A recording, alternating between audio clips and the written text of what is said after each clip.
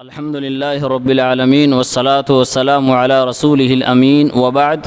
سورہ یوسف کی آیت نمبر 108 میں اللہ رب العالمین نے کہا قل ھذہ سبیلی ادعو الی اللہ علی بصیرۃ انا ومن اتبعنی وسبحان اللہ وما انا من المشرکین۔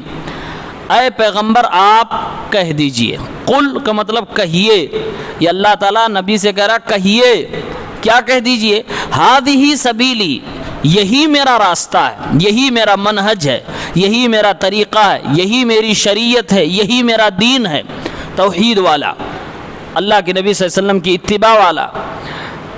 ادعو الی اللہ، آپ کہیے کہ میں لوگوں کو اللہ کی طرف بلاتا ہوں، دعوت دیتا ہوں۔ علی بصیرۃ، میں دعوت لوگوں کو جو دے رہا ہوں میں ایسے ہی نہیں دے رہا ہوں، میرے پاس علم ہے، میرے پاس یقین والا علم ہے، مضبوط اعتماد ہے، میرے پاس اللہ رب العالمین کی طرف سے وحی آتی ہے، یعنی علم کی روشنی میں دعوت کا کام کر رہا ہوں، اور میں اکیلا نہیں ہوں، میرے پیروکار بھی اسی دعوت کے مشن پر کام کر رہے ہیں۔ اللہ رب العالمین کی ذات پاک ہے اور الحمدللہ میں مشرکوں میں سے نہیں ہوں۔ یہ حکم اللہ نے دیا اپنے پیغمبر کو کہ آپ لوگوں سے کہیں۔ اس آیت میں اللہ رب العالمین نے کئی باتوں کی وضاحت کی ہے۔ پہلے تو یہ جو بھی دعوت کا کام کر رہے ہیں اس کے لیے ضروری ہے کہ نبی کے منہج کو، نبی کے طریقوں کو اپنائیں، یہی میرا راستہ ہے، میرا طریقہ ہے۔ جو بھی سماج میں دعوت کا، تبلیغ کا کام چل رہا ہے اس میں تین چیزیں شرط ہیں اس کے صحیح ہونے کے لیے اور اسلام کے دائرے میں ہونے کے لیے۔ شرط نمبر 1، اخلاص اس میں پایا جانا چاہیے۔ جو آدمی دعوت کے کام میں نکلے وہ اس کے اندر اخلاص ہونا چاہیے، لوگوں کی بھلائی کا ارادہ اس کا ہو، اللہ رب العالمین کے لیے کام کر رہا ہو۔ دوسری شرط یہ ہے کہ وہ جو دعوت کا کام، تبلیغ کا کر رہا ہے اس میں بھی نبی علیہ الصلوۃ والسلام کے طریقے پر ہو، اللہ کے نبی صلی اللہ علیہ وسلم کے بتائے ہوئے منہج پر ہو۔ اور تیسری شرط یہ ہے کہ اس کے پاس بصیرت ہو۔ بصیرت تین چیزوں سے مل کر بنتی ہے۔ نمبر 1، شرعی علم، جب آدمی کے پاس شریعت کا علم آتا ہے تو اس کو بصیرت آتی ہے۔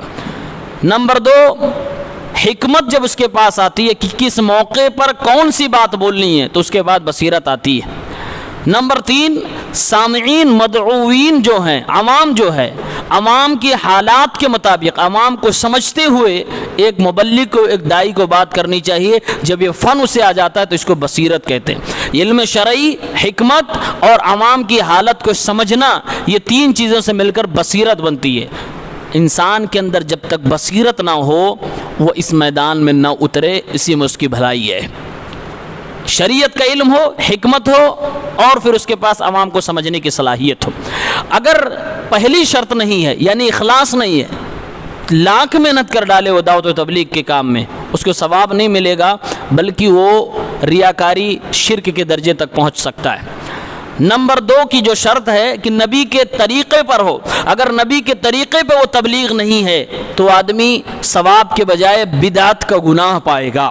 ایک پوری جماعت جو تبلیغی جماعت ہے، 40 دن 4 مہینہ یہ جو پورا کام چل رہا ہے، کہیں بھی اللہ کے نبی صلی اللہ علیہ وسلم سے ثابت نہیں ہے کہ آپ نے یہ دنوں کی تعین کی ہے کہ کوئی 40 دن کے لیے نکلے، کوئی 4 مہینے کے لیے۔ یہ لوگوں کا اپنا بنایا ہوا، اللہ کے نبی صلی اللہ علیہ وسلم کی شریعت سے کہیں بھی اس کا ثبوت نہیں ملتا ہے۔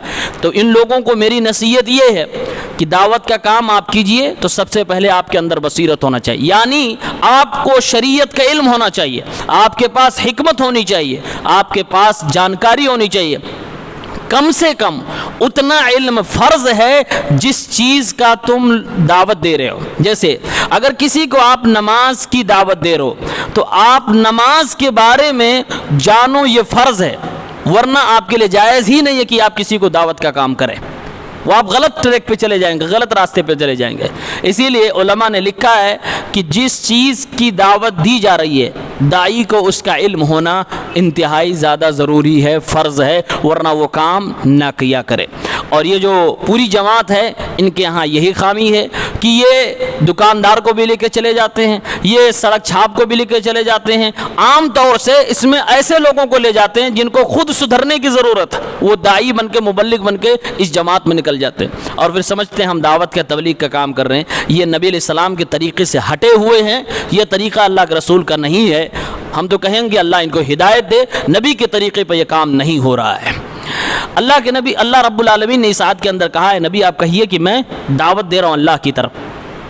دعوت دو طرح سے ہوتی, ایک اللہ کی طرف, ایک غیر اللہ کی طرف. اللہ کی طرف دعوت یہ ہے کہ آپ قرآن و سنت کو عوام تک پہنچا دیجئے, آپ دروغہ نہیں, پہنچا دیجئے. پیغام پہنچانا یہ ہمارا کام ہے. لوگوں کو زبردستی ان کو ہدایت پر لانا یہ ہمارا کام نہیں ہے, یہ اللہ رب العالمین کا کام ہے کہ کسی کو ہدایت دے گا, کسی کو نہیں دے گا, کسی کو معمولی سی بات پہ اللہ ہدایت دے گا, کسی کو لاکھوں گھنٹوں مہینوں لگانے کے بعد بھی اللہ ہدایت نہیں دے گا. یہ اللہ رب العالمین جسے چاہتا توفیق دیتا ہے, جسے چاہتا نہیں توفیق دیتا ہے. آدمی اگر دعوت اللہ کر رہا ہے, قرآن و سنت کی طرف لوگوں کو فہم سلف کی طرف بلا رہا ہے, تو اس کا مزاج یہ ہونا چاہیے, میری زبان سے وہ حق نکلے تب بھی حق ہے, کسی دوسرے کی زبان سے اگر وہ حق نکلے تب بھی حق ہے. یہ مزاج اگر ہے تو سمجھ لیجئے وہ داعی اللہ ہے, ورنہ داعی اللہ نہیں, اپنی طرف لوگوں کو بلا رہا ہے. اور ہمارا اور آپ کا مزاج یہی ہونا چاہیے, ہم شخصیت کی طرف, کسی ذات کی طرف نہیں بلاتے, ہم اللہ اس کے رسول کی طرف بلاتے, صحابہ کرام کی فہم کی طرف بلاتے ہیں. اسی لیے کسی شاعر نے کیا بہترین جملہ کہا ہے, یہ عمر بھر کی مسافت ہے دل بڑا رکھنا, یہ عمر بھر کی مسافت ہے دل بڑا رکھنا, کہ لوگ ملتے بچھڑتے رہیں گے راستے میں. یہ ایک ایسا راستہ ہے جو کانٹوں بھرا راستہ, اس میں لوگ آتے رہیں گے, بچھڑتے رہیں گے, ملتے رہیں گے, جڑتے رہیں گے, یہ زندگی کا سلسلہ چلتا رہے گا. اور خاص طور سے توحید کی دعوت بڑی کڑوی دعوت ہے, لیکن حقیقت میں اسلام میں سب سے آسان طریقہ تبلیغ کا جو ہے وہ ہے کہ لوگوں کو توحید کی طرف بلاؤ. توحید کا مطلب ہوتا ہے لوگوں کو اللہ کی ذات پر, اللہ کی عبادت پر اکٹھا کیا جائے. اگر مسلمان اس دعوت پہ نہیں اکٹھے ہو سکے کہ آؤ ایک اللہ کی عبادت کریں, اللہ کی قسم کسی دعوت پہ نہیں اکٹھے ہو سکتے, کسی دعوت پر نہیں اکٹھے ہو سکتے. توحید کا مطلب ہی ہوتا ہے کہ ساری عبادتوں کو اکٹھا کر کے اللہ رب العالمین کے حوالے کیے جائے, کسی اور کی نہ کی جائے. توحید کی دعوت پہ اگر لوگ اکٹھے نہ ہو سکیں تو کسی پر نہیں ہو سکتے. لیکن معاشرہ ہمیں کچھ اور بتلاتا ہے.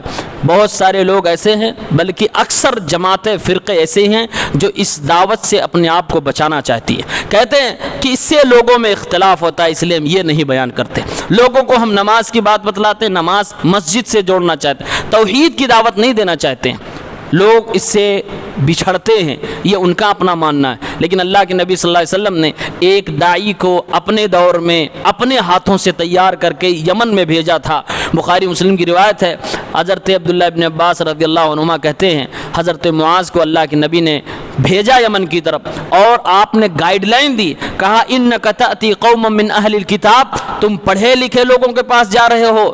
وہ ایسی قوم ہے جن کے پاس توریت ہے, انجیل ہے, یہود و نصارہ ہیں, تم ان کے پاس جا رہے ہو تبلیغ کا, دعوت کا کام کرنے کے لیے. تھوڑا تیاری کر کے جانا, پڑھ لکھ کے جانا, مدلل بصیرت کے لے کر جانا. فرمایا اللہ کے نبی نے شروعات اپنی کہاں سے کرو گے, فَلْيَكُنْ أَوَّلَ مَا تَدْعُوهُمْ شَهَادَةُ اللَّهِ إِلَهَ إِلَّا اللَّهِ وَفِي رِوَایَةٍ إِلَىٰ أَنْ يُوَحِّدُوا اللَّهَ. اے معاذ, تم اپنی دعوت کی شروعات اس بات سے کرنا کہ لوگوں ایک اللہ کی عبادت کرو اور دنیا کے تمام معبودان باطلہ سے اپنا دامن چھڑا لو. توحید کی دعوت سے شروعات کرنا. فَإِنْهُمْ أَطَاعُوا لِذَلِكَ, جب توحید کو مان لیں, جان لیں, سمجھ لیں, تب نماز کی بات کرنا.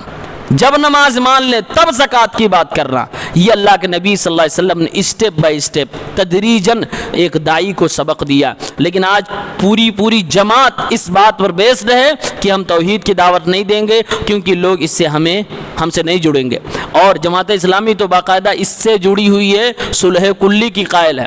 یہ بھی صحیح, یہ بھی صحیح, سب صحیح, سب آ جاؤ ہمارے اندر, چاہے تم شرک کرتے ہو, کچھ بھی کرتے ہو. ہمارا اور آپ کا ایک سچے مسلمان کا یہ شیوا ہوگا کہ ہم عقیدے میں کمپرومائز نہیں کریں گے, ہم عقیدے میں کسی سے سمجھوتا نہیں کریں گے. ہم توحید پرست ہیں, توحید پرست رہیں گے.